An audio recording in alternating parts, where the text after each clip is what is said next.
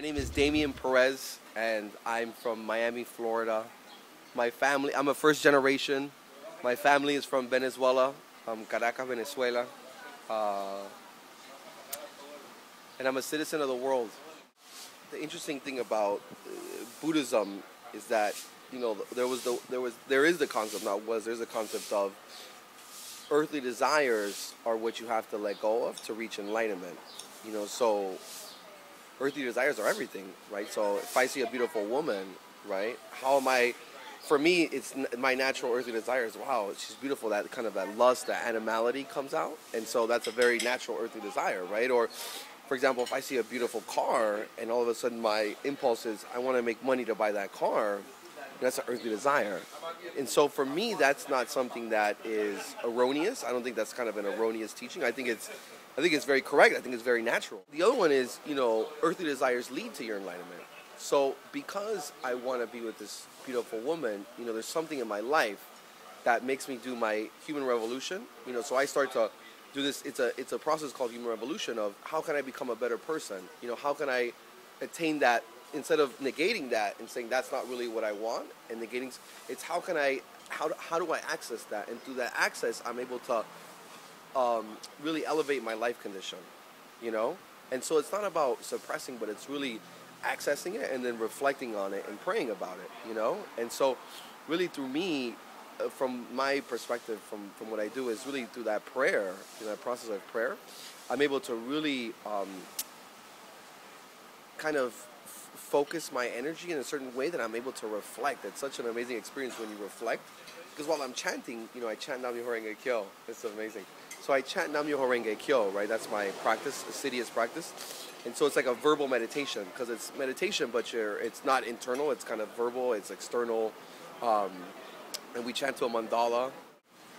I pray. I chant Nam Myoho Renge Kyo. And so what's interesting about kind of Eastern philosophy is each character means such profound, different things. So it's just a shift, and like even how you were saying, you came back and like you shifted in the way you see the world. So it's very interesting when you start to understand like Eastern religion type of things. It's like each character is so profound, So the basic of it is Nam, which is devotion, Myoho, mystic law, the mystic, the unseen, the intangible, But it also means life and death. So it's like, it's one of those things that are so profound, right? So Nam Myoho Renge is cause and effect, but it's very beautiful because it's the symbol of the lotus flower. And so the lotus flower only comes out of a muddy pond, which is amazing because our lives, society is kind of like the muddy pond. Nothing's perfect, right? We go 3 blocks away and, you'll see some, amazing struggles, and we're 3 blocks over and we're like in Greece, enjoying. But it's there. And so people that are here forget that it's there, and people that are there forget this is here. But it's how do you blossom out of this, muddy pond? And so the amazing thing about the lotus flower is that as it blossoms, it seeds at the same time. So that's that symbol of cause and effect, And then Kyo, so Nam Myoho Renge Kyo. Kyo again has so many meanings, One of them is sound, another one's vibration. And, my mom always says she loves Kyo the best because it means action. So what is your spirituality without action? You don't have to understand what Nam Myoho Renge Kyo is to receive the benefit. For me, the deepest type of prayer isn't a real kind of, sometimes like maybe literal. It's more of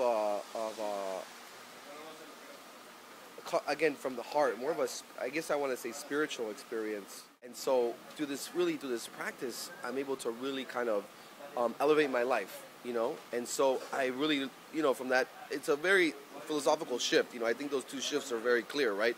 One of them is really detaching from all these natural things that I think humans naturally, instinctually want to have. And then the other one is, that process is a natural process. And through that process, you're able to elevate. And for us, actually, enlightenment isn't kind of like far off in another lifetime or lifetimes after this one, or something that only sages can have, because some Buddhism only a sage can, reach this type of enlightenment, but it's a daily process. So there's something called the 10 worlds, hell being the lowest world and Buddhahood being the highest world. and humanity being the world in the middle, you know? And so there's the 4 lower worlds and the 4 upper worlds, and it gets very interesting and complex in the middle. But, you know, throughout a day, you can go through the process of Buddhahood, you know, and really elevate your life to that condition. And then the next moment, you walk out of your house, bang your foot on the door, and then, you know, next thing you know, you're in rapture, right? And so the day is a process of, you know, Buddhahood and hell, right? And so that's the practice I practice. It's not, you know, and that's, again, a shift from other, you know, forms of Buddhism, a shift from, you know, other ideas. And so it fundamentally all comes, you know, from, my practice comes from the Lotus Sutra, you know, and I mean, I think many Buddhism stem from the Lotus Sutra. So,